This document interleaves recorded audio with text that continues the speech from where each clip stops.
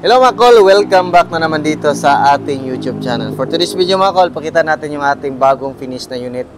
DE17V 4x4 manual transmission RO6 engine VVT. So yan yung setup natin ngayon. Yung kulay ng ating unit is black and yellow. Naglagay tayo ng bumper dito. Tapos meron na siyang fog lamp. Yan, so stock na yung kanyang side mirror. Dito naman, naglagay tayo ng fender. Then, naglagay tayo ng 13 inches na composer. Brand new mags and brand new tire. 165 by 80 R13. Yung gulong natin. Then, fully undercut yan. Tapos, yung ginawa natin is nilip up natin ng 2 inches yung unit natin para mas maganda at saka mataas. Pwede nating pang off-road setup. So, yung side mirror natin is auto fold and retractable. Sa itaas, naglagay tayo ng top load carrier. Kompleto tayo sa visor. Ayan. Yan yung side view natin. Tapos, black dito. Ayan. So, kinulayan natin ng black.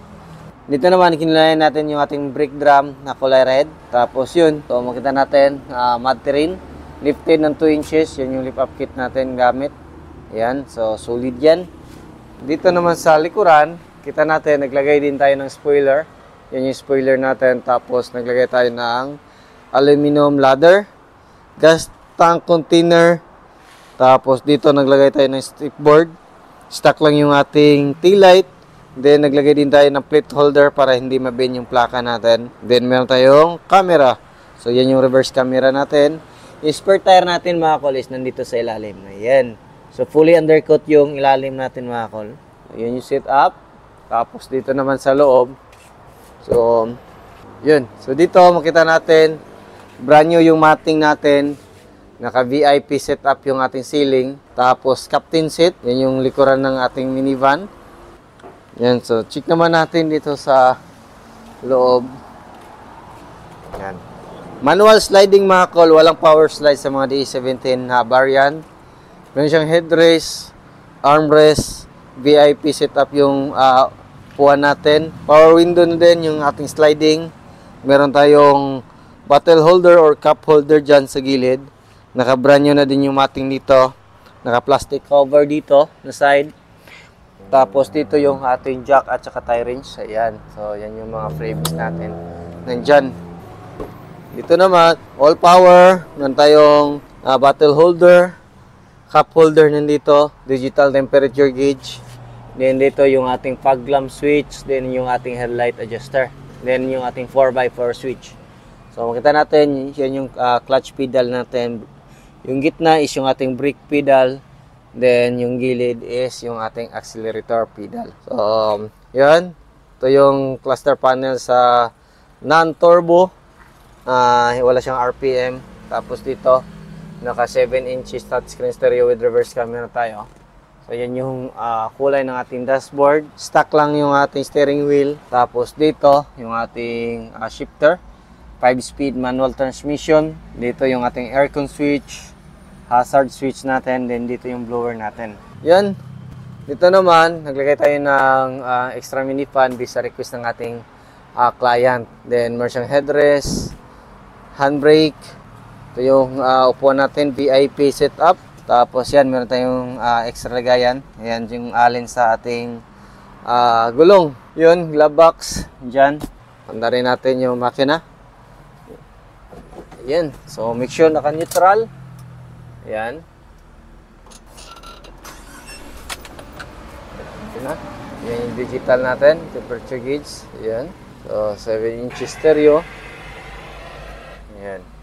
So, gawin natin, check natin yung makina natin dito.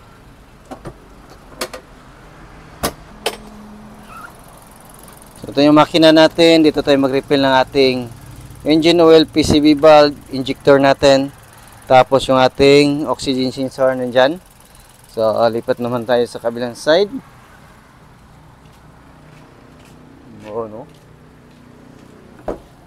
Tapos dito, yung ating chassis number natin makita. Yan. Gas tank opener nandito. Yan, goods. So, open. Yan, ito yung makina natin or dito sa ilalim ng ating upuan. So, yung kagandahan nito mga kol is maraming nagtatanong kung mainit po ba yung apuitan. So, sagot po hindi. Kasi meron yang insulator yung upuan. Tapos dito meron din yang insulator original. So, ito yung ating alternator. Throttle body natin is full electronic. Ito yung ating aircon compressor. Then dito tayo mag-check ng ating engine oil. Ayan. So, yung oil na gamit natin is yung ating prime lubricant mga kol. So, dito naman yung ating main fuse box, air filter housing, ECU. So, yan yung mga nandyan. Tapos, dito naman yung ating hood opener sa ating unit.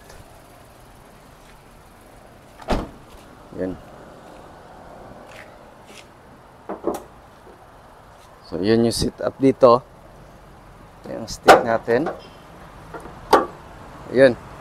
So, makita natin dito mga kol yung ating coolant reservoir. So, lahat ng unit natin is coolant yung ginamit natin. Tapos, dito yung ating aircon condenser. Ito yung ating radiator. Yan. Ito naman yung ating windshield washer reservoir. Din yung ating brake fluid reservoir. So, yan yung mga nandyan. So, yung gamit natin na conversion mga kol is yung tinatawag natin na baki-baki conversion. So, yung ginawa natin is yung pangilalim is stock lang, walang ginawang iba.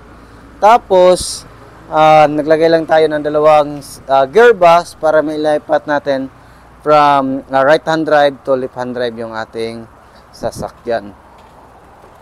Ayan, nakikita natin. So, ikutin natin.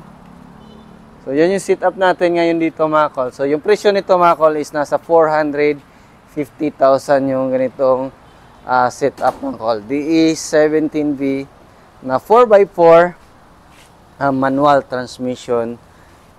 Tapos yan, kasama na yung upgrade. So yung basic setup nito, walang lift up is nasa 360,000. So plus add-on na lang yan kung meron kayong mga additional na setup sa inyong unit.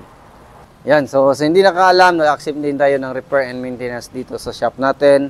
Kung meron kayong sasakyan or minivan na gusto nyo pa-repair, pwede tayo dito. Ngayon, nag-accept din kami ng mga overland setup kagaya nito. So, yan yung sinit up natin. Abangan nyo yung full vlog nitong ating Suzuki Jimny na ginawang overland setup mga kod. So, yan lang siguro yung ating vlog for today. Maraming salamat sa iyo patuloy na pagsubaybay. Sa bago lang sa ating channel, don't forget to like, share, and subscribe. Then click na rin yung notification bell para updated kayo sa ating next video uploads kagaya ito. Ingat po mga kol and bye-bye. God bless po sa ating lahat.